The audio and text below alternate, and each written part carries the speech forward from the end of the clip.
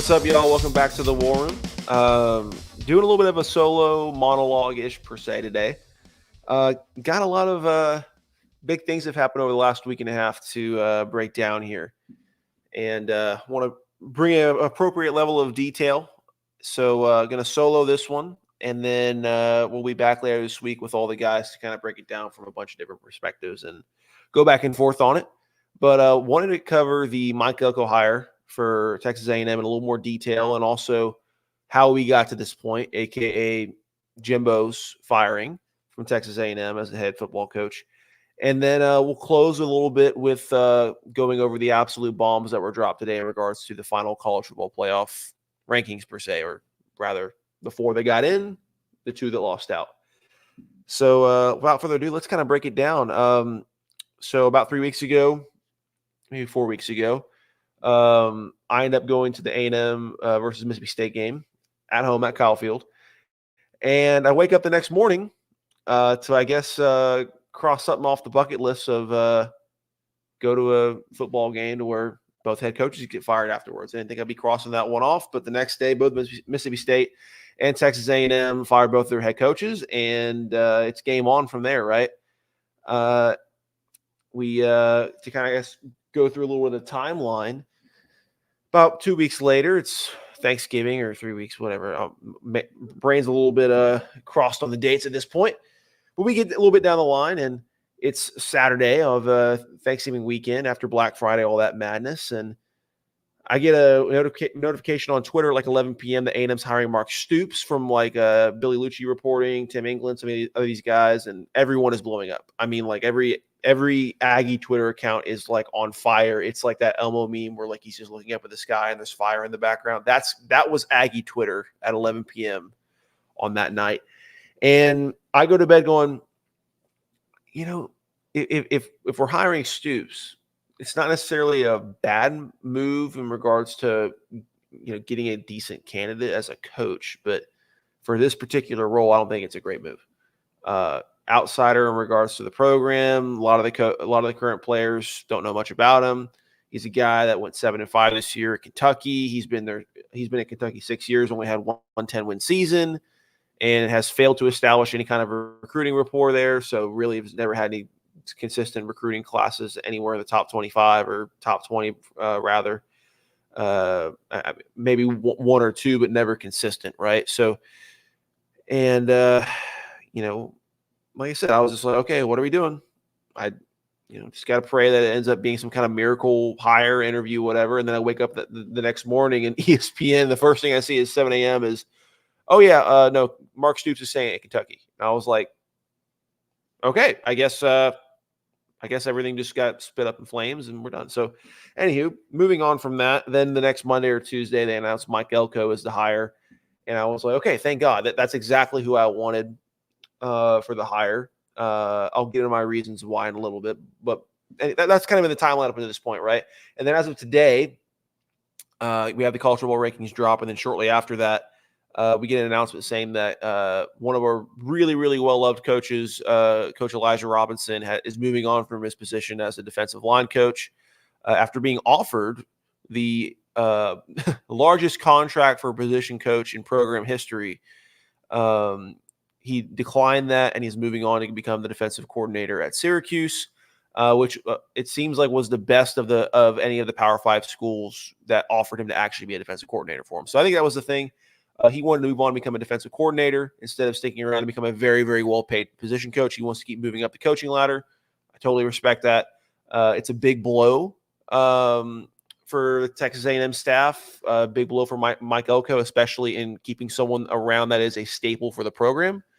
A lot of the players love him, would run through many brick walls for him. So that's going to be tough for him in regards to assembling his staff. But you put together a staff like you did at Duke that was able to flip that thing really quickly in 2 years and make them somewhat relevant and somewhat competitive. Then I somewhat trust Mike Elko and building his staff with that. So I'll get into that a little bit later. But yeah, as we'll talk about in a little bit, that leaves a lot of pressure on Mike Elko to assemble a staff, especially with the offensive and now defensive coordinator positions, because originally we were thinking he was going to give Coach Robinson that defensive coordinator spot. for the reasons I mentioned previously as to why he's a staple for the program. And okay, if you're not going to give him that spot and you didn't want him calling plays, then who do you have lined up to be your play caller for defense? It better be somebody that, makes us understand the decision, right? So yeah, a lot of pressure on Mike Elko, but I think he was the right hire. But want to backtrack a little bit and kind of go into the reasons into why Jimbo's, not the head coach anymore. Why did he get fired? And it all comes down to, look, last year everyone was complaining about play calling. Jimbo needs to give up the reins. We need to get this offense alive and yada, yada, yada. And I wasn't 100% bought in on the play calling being the issue. Now, look, it was a part of it. There was several times, especially during the 2022 season, even seasons prior, where play calling was like, okay, really? A couple of instances, I'd say more than a couple, right? But it wasn't. I never saw it as the reason we were losing big games, in especially in when we went 5-7 in 2022. I was like, play calling is not no. So in my opinion, it comes down to two really important hires. And that is DJ Durkin and Steve Adazio. I mean, there's no way around it.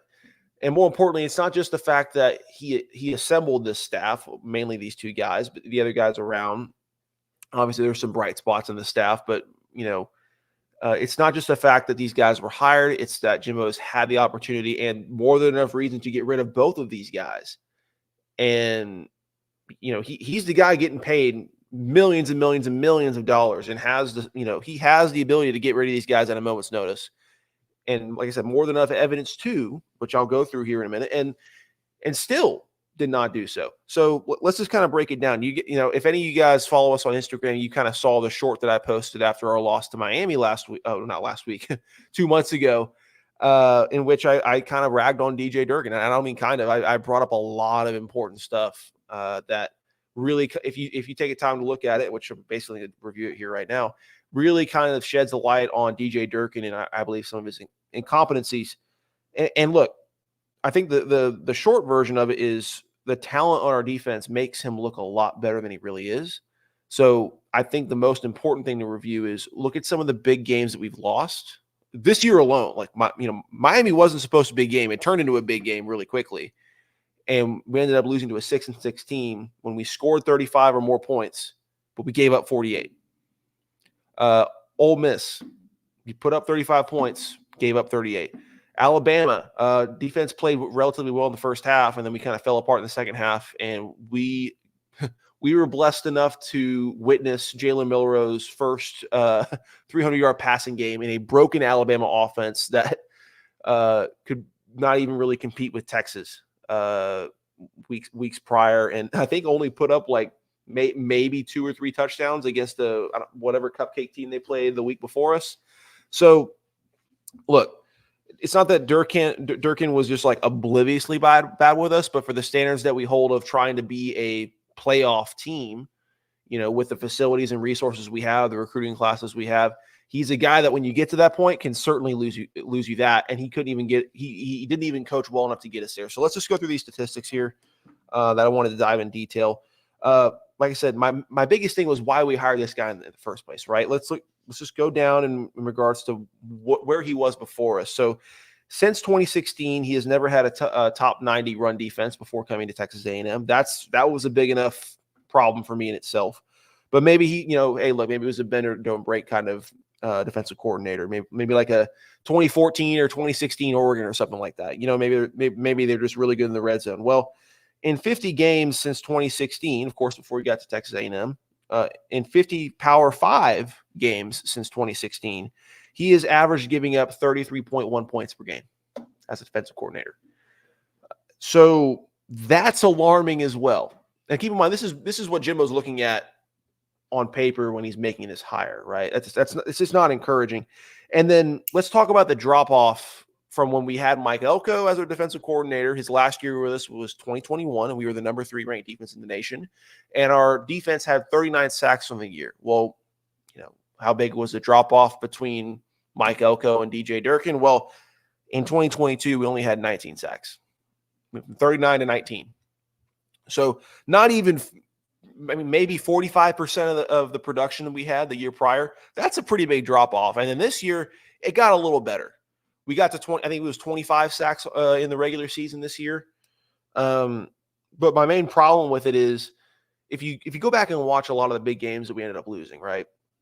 Ole Miss, Alabama, Tennessee, Miami, even to some extent. That, like I said, that shouldn't be classified as a big game, right? Because that team ended up being 6-6 and really, I don't even think they're ranked anymore.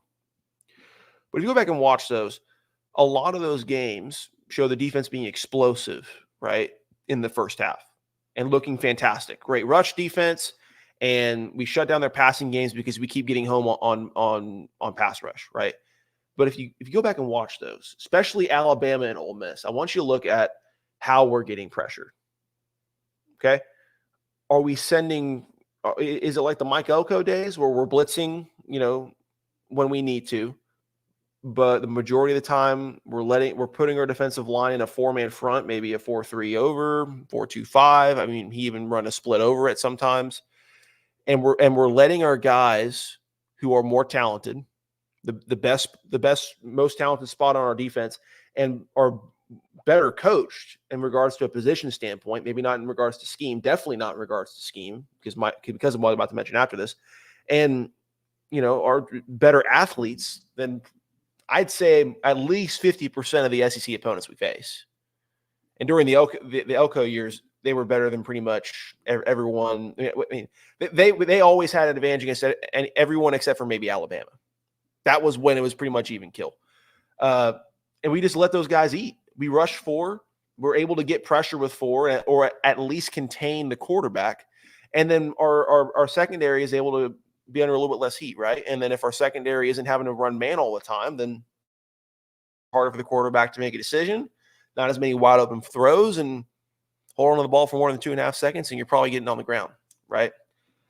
No, that's not what we were doing. That's not what Durkin was doing. Look at the majority of those sacks, we're sending 5 or 6 guys or more. We're sending linebackers, we're sending corners, we're sending safeties. I mean, and he was very creative at doing it in the first half. So, you look at the Bama game, you look at the Ole Miss game, we have a lot of, the Tennessee game too, a lot of success in the first half. A lot of sacks, looks great. Then we get to the second half, and we continue to send backers, send corners, we're just dialing up the pass rush, it looks like, right? Except the other team's offensive line coach makes what's called an adjustment. And then now we're sending 5 or 6 guys and we're not getting home. And the quarterback's got 3 to 4 seconds in the pocket, just chilling. A lot of defensive ends are lining up head up from the scheme or whatever. And they're not really playing discipline contained. Either they're rushing and it's just not there and they're going way too far up the field and the quarterback has a giant lane to step up in, or, they're just not playing contained at all. And the quarterback's just able to just roll around that way. And then we get later in the game and we get into red zone defense and Durkin's married to a 3-4 all of a sudden, when a lot of times he finds most of his success running even fronts like 4-2-5s, 4-3s that allow the best part of our defense, which is the defensive line, where we have the advantage, where you have Walter Nolan, where you have Diggs, and you've got these other great athletes that can win one-on-one matchups and force double teams and take pressure off your linebackers and secondary. And we take that success from running a 4-man front and we switch to this 3-4 in the red zone a lot of times. And we put all the pressure on the weaker parts of our defense. And more importantly, we take the best thing of our defense, which is the defensive line, in my opinion, and we make it more of a non-factor. And we make it to where the only way we can get any kind of pressure is to send, linebacker, 5 or 6 guys, which defeats the purpose, right? Because now all of your corners have to play man for the most part. And, maybe your safeties have to, play any kind of switch, or, maybe you can only run one high safety, whatever it is. I don't want to get too deep into the schematics in regards to that.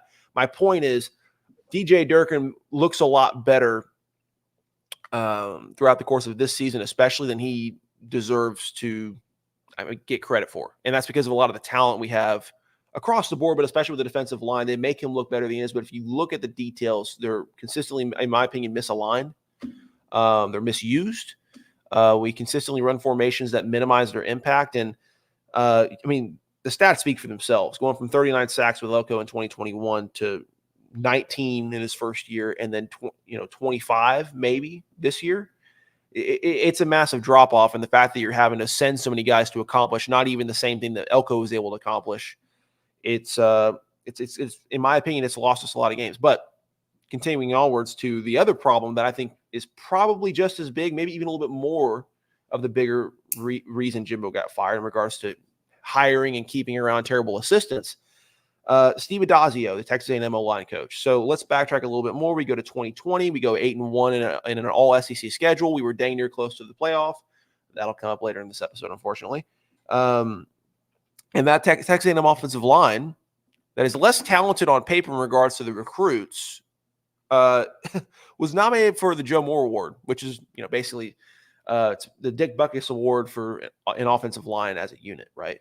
So they were a finalist for the Joe Moore Award. I believe Alabama won it by a couple of votes. I could be wrong, but somebody else won it. We were a finalist. We were like the runner-up or something like that. We take that O-line. We get more talent, better recruits, more stuff to work with, right? And Steve Adazio turns that into basically, over the last 2 years, the worst offensive line in maybe program history, but definitely in Jimbo's tenure, right? Here's the important things to look at. In the last 2 years, our offensive line has allowed 76 QB hits, which is a record for Texas A&M history. It might be a record for the entire, for college football in general. But if that wasn't worse, I mean, that basically translated to 4 season-ending injuries for starting quarterbacks over our 2 years. 2 in 2022, 2 in this year. 2022 was Haynes King, then Max Johnson, which led us to Connor Wigman, and then Connor Wigman becomes our starter this year. He gets hurt, and then we throw in Max Johnson. He gets hurt, out for the season. Now we're running Jalen Henderson for our last, three games. Yeah, 3 for the bowl game. He'll be the starter for that. And it's just inexcusable. Seriously. I mean, if you look at the amount of 5 stars we've landed, number 1 recruiting class going into 2022, right before these last 2 terrible seasons, 5-7 in 2022 and 7-5 in 2023. Heck, at least we made a bowl game this season, but that's not the objective. Jimbo was brought here to win a championship. He was brought here on the premise that he knew how to get it done, right? You can make the arguments that he had to, to kind of ride a very talented Florida State team that had Jameis Winston, but still, many coaches have had more talent and failed to get it done. So he was hired on the premise of becoming a champion, and we can even get into the playoff. More importantly, we took steps back. So it's those 2 hires, and more importantly, the failure to fire both of those 2 members of his staff, that in my opinion, I think it's undebatable is the reason that Jimbo's getting fired. You can talk about play calling all you want, and there is an argument in the fact that Jimbo never handed the reins over to Bobby Petrino this season. He's on record already after I don't know if he's officially named the Arkansas offense coordinator right now, but it's pretty definite that he's going back there. And he was already on a podcast with some of these Arkansas guys talking about the fact that Jimbo basically wouldn't let him use his system, and he kind of had to learn Jimbo's system and language and how they would call plays, and he would just be sitting there shaking his head. Well, why are we calling it this way? So, and look, that's a fair argument. I get it. You bring in a guy to supposedly the objective is to be the play caller, to give the reins of the offense over to, and allow for him to insert some new stuff to fix one of the main problems for why we were losing games. And it really didn't happen. But I mean, granted, the offense did look better, so something different had to have happened. Petrino must have done something, because we were doing a lot better than we were the year before. But still not good enough, right? And the offensive line's play is evident of that. And, many games where an offensive breakout would have allowed us to get a cushion that would have won the game, such as the Bama game, such as the Tennessee game. Obviously, it didn't have, it wasn't enough, right? But more importantly, I think these 2 hires in particular are the reason that he really got fired. Like I said, play calling only goes to so much. And I don't want to use the word execute because every Aggie fan is dog tired of post-game press conferences with Jimbo Fisher saying, "Oh, we just have to execute." But to some degree, I wouldn't say execute's the word. I would say allowing the same thing to happen twice that resulted in failure, and you trying it a third time. That's beyond the definition of insanity, because insanity is the definition of that is doing the same thing twice and expecting a different result. We did 3, 4, 5, 6, 7, 8 times, and we continued to get our quarterbacks hurt and not get the ball to our playmakers. And heck, we took our center, Bryce Foster, who was, an All-American as a freshman or All SEC or whatever it was, and turned him into a guy who can't even snap the ball right 5 times in the Tennessee game. Continue to muff snaps, and now is struggling to be an impact player when he was our best lineman as a true freshman in 2021. So, in my opinion, that's what got him fired. Those 2 guys in particular, and not firing them. So now let's move on to the brighter side, which is the hiring of Mike Elko. So why do I think he is the best fit? Well, we can just talk about the culture first. It is important to bring in, for this university in particular, bring in a guy that understands the culture and also the school. So the culture of the school and the team. He's a guy that a lot of the current players still have a lot of respect for. Not just because of the fact that he went here and was our defensive coordinator here in 2018 through 2021, which are the best years of Jimbo's tenure here, and the closest he came to achieving his goal, but also the fact that he understands what Texas A&M stands for in regards to its traditions and its academics and all that good stuff, right? He gets it. I mean, he was on the Pat McAfee show the other day shortly after he was hired, and it's become a fun thing for everyone to make fun of some of the look. It's different, but some of the things that happen at Midnight Yell, the storytelling stuff, all the crazy yells we do and stuff like that. For whatever reason that in years past, it's always filmed by ESPN and put on their highlight reels for College Game Day. And they're like, oh, wow, look how many people they bring out there. Look at all the cool stuff they do. And then now this year, Barstool Sports, ESPN, you name it, they're all, they take videos from the live streams or whatever they put up on YouTube, and they've gotten, clickbait from that and gotten a lot of views off of making fun of it. So it's become cool to make fun of it, right? And look, I get it. If you're an outsider that's never seen, what this Midnight Yell stuff actually is, it just looks like, just something crazy, right? But Mike Elko is a guy that knows because he's been here. This was home for him for 4 years. He understands what it is, and he's willing to go to bat for it. So he's on the Pat McAfee show, and he talks about he's talking about the program, and then Pat McAfee just stops the show. And look, I love Pat McAfee, but this is just kind of a funny moment. He goes, hey, maybe turn off the live stream. I forget exactly what he said, but maybe turn off the live streams for Midnight Yell. Just don't let other people see it. It's just a little bit weird, it's just a little bit weird down there. And Mike Elko, without missing a beat, just immediately stops me and goes, hey, look, it's different, and if you haven't seen it before, you may not understand, right? But this is what he said that just completely sums up why he gets it. He said, you tell me what other program is getting 50,000 plus people to show up 24 hours to 12 hours before kickoff at midnight, right? And rally around the team and, practice yells, all that good stuff. And, what other the team is doing that? What other team gets that much turnout? What other team is showing up 103,000 strong, no matter whether we're 5-7, like in 2022, or, if we're 8-1 in all SEC play, like in 2020? There is no other team. The only thing we're missing amongst the facilities, the amazing alumni, the amazing students, the amazing academics, is literally just accomplishing the goal of winning at the level of which is the whole shebang, getting to the playoff, winning the whole thing. That's what all this is about. That's why a coach like Jimbo is fired for not hitting expectations when he's, I would say over a 6-year span, he's still a top 10 coach. Or at least in regards to numbers and performance, definitely top 10% of program, compared to other programs.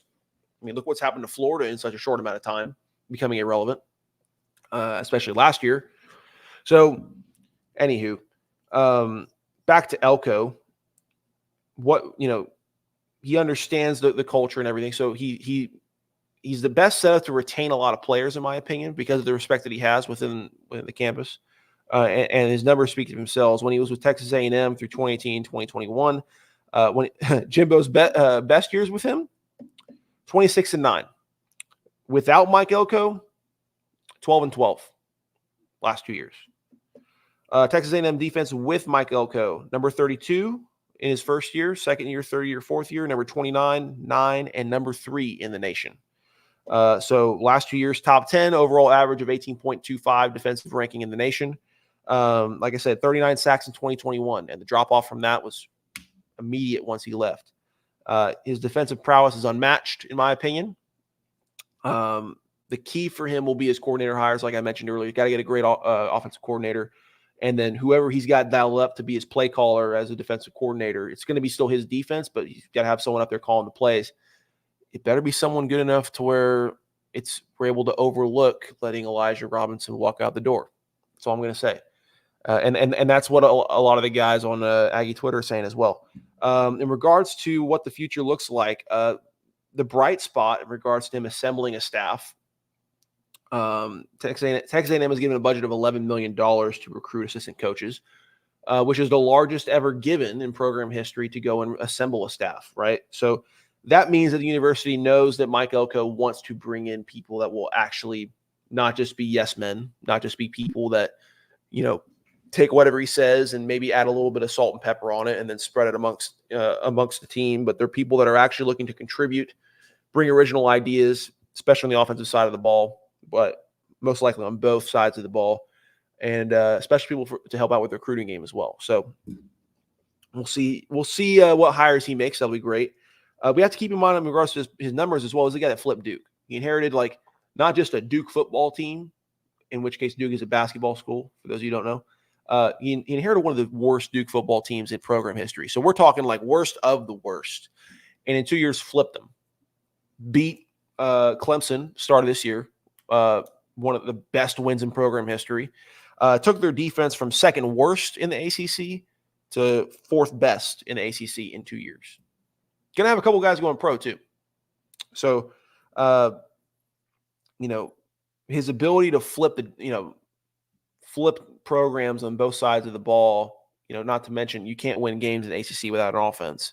So his ability to get in someone who was able to create an offense for him, for his program, and assemble a staff in general as a head coach, that was proven on a small scale when in his short tenure with Duke. But it's enough to where everyone has faith in him in regards to those that hired him. Most of the Aggie alumni and the insiders, they feel pretty good about this hire. I love the hire. He's who I wanted us to bring in. We tried the hot up and coming name of Kevin Sumlin when he was coming out of UH and kind of worked and then flamed out. We tried the big name, the flashiest name of, he's won a championship. He's done all this. And, we're going to pay him a crap ton of money. We brought out the Brinks truck for Jimbo Fisher. That didn't work. So in this case, I think we want the guy that just looks best on paper and we have experience with, and I think brings the best technical expertise to at least one side of the ball. And we'll see if his leadership provides the most amount of impact in regards to assembling a staff and bringing in competent people. I think his evaluation of talent in regards to coaches, even though it's in a 2-year span in regards to Duke, you don't flip Duke by just doing it all yourself. You don't flip Duke and start landing some decent recruits, doing it all yourself and not bringing around competent people. You don't build an offense at Duke to any capacity, nor defense, but especially an offense when he's a defensive-minded guy, without assembling a good staff. So, I think there's some faith to be had in regards to him being able to evaluate the appropriate people to surround himself with. So, all in all, optimistic. We'll see how that goes. Kind of explains the reason for the firing and the reason for the hiring. So I hope you guys kind of have a little bit better, more detailed picture in regards to that. Let's move on to briefly. There were some bombs dropped today in regards to the college football playoff. The 4 that are getting in order from 1 to 4 is Michigan, Washington, Texas, and Alabama, with undefeated Florida State, ACC champion Florida State being left out as number 5, and Georgia, because of the fact they lost the SEC championship game to Alabama, being bounced out to 6. Oregon's all the way down in 8 because of the fact that they lost to Washington head-to-head in the Pac-12 and the final Pac-12 championship. and I believe 7 is Ohio State because they lost to Michigan head-to-head. So, that's kind of how everything sits. And I think in regards to all the craziness and the fact that Twitter is literally on fire right now for the top 4 rankings and how they came about. And everyone knew. It was really funny how everyone was predicting that everything was going to be on fire. Even the guys that were lobbying for certain teams on ESPN, because every freaking year is a pageant show for this 14 playoff. They knew it was going to be blowing up, and everyone knew it. It still blew up. Everyone's still acting like they're so shocked that they made a bad decision when almost every year they've done this 14 playoff. Someone's left out unreasonably. Someone's put in. That's debatable.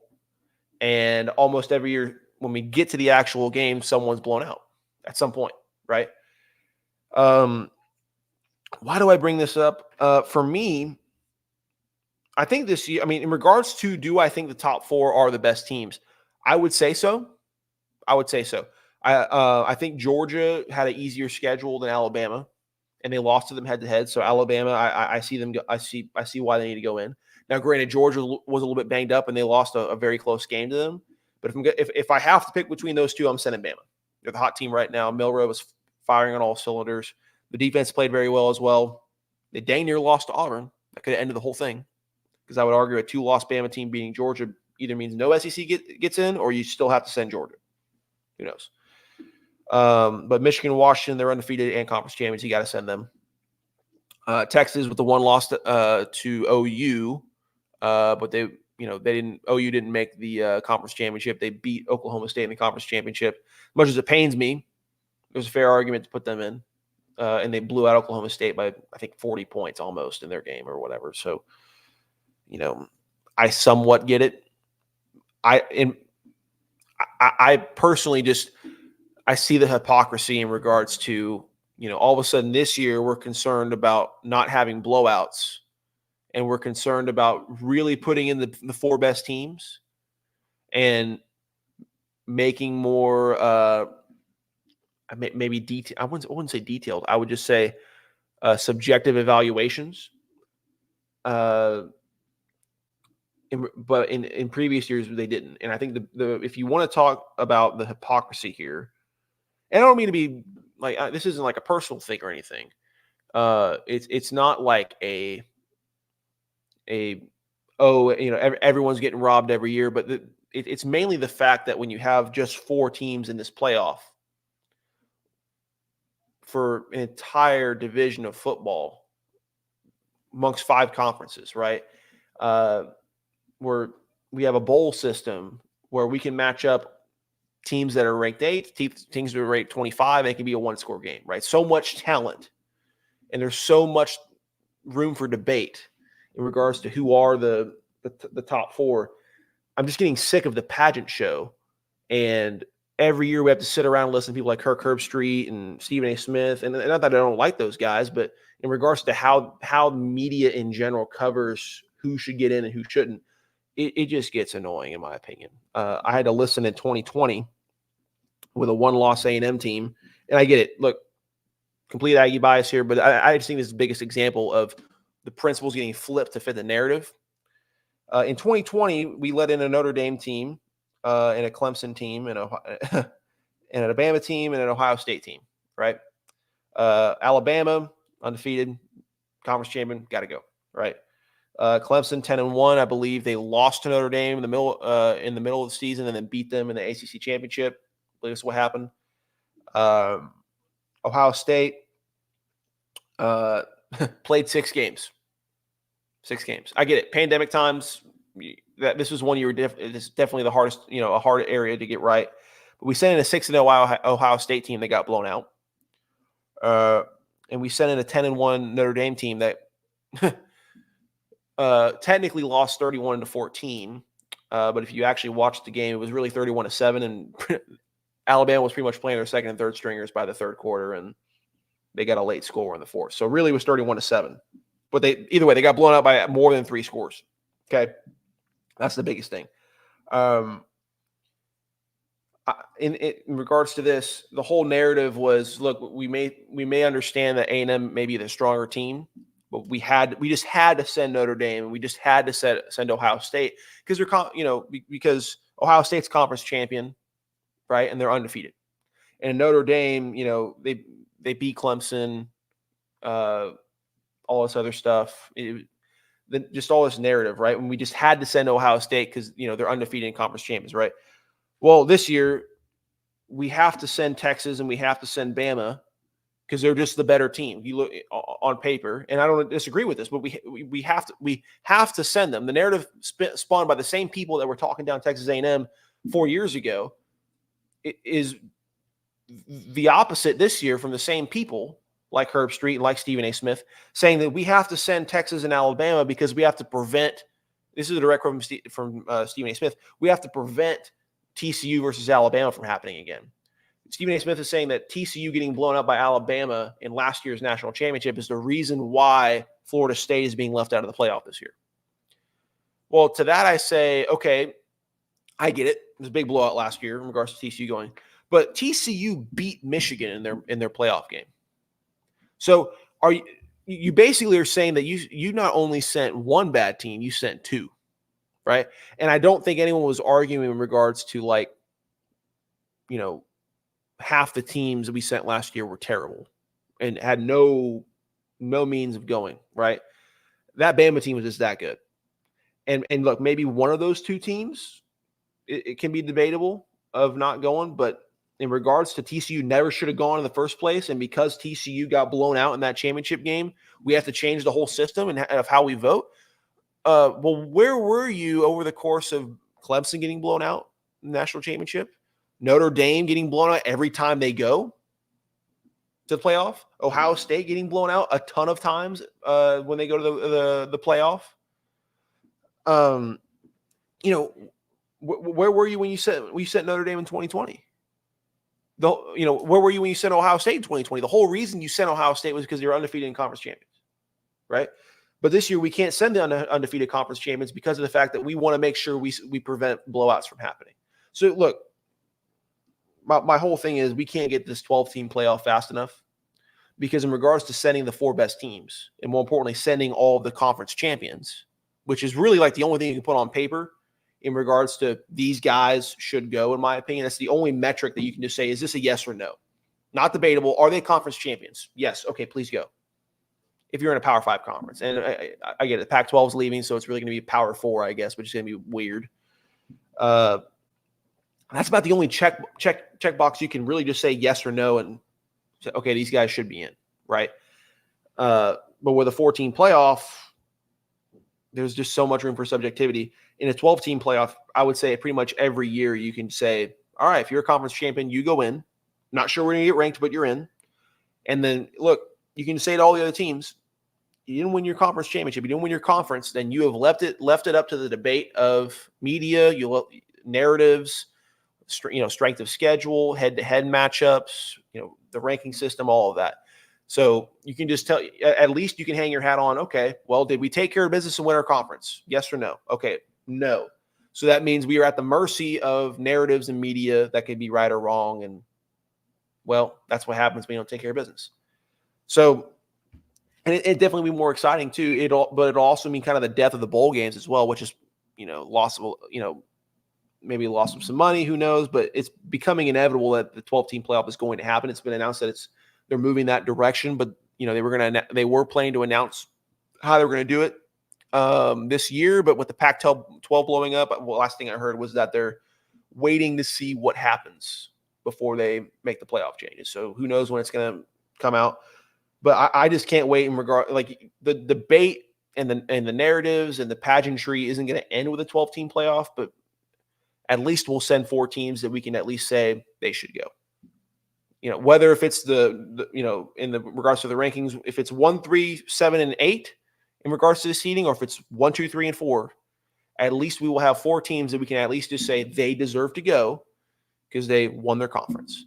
And then everyone else is up for debate. You left it. It's like in the actual game. If you leave it up to the refs and you don't take care of business, you are subject to get bad luck and get messed over.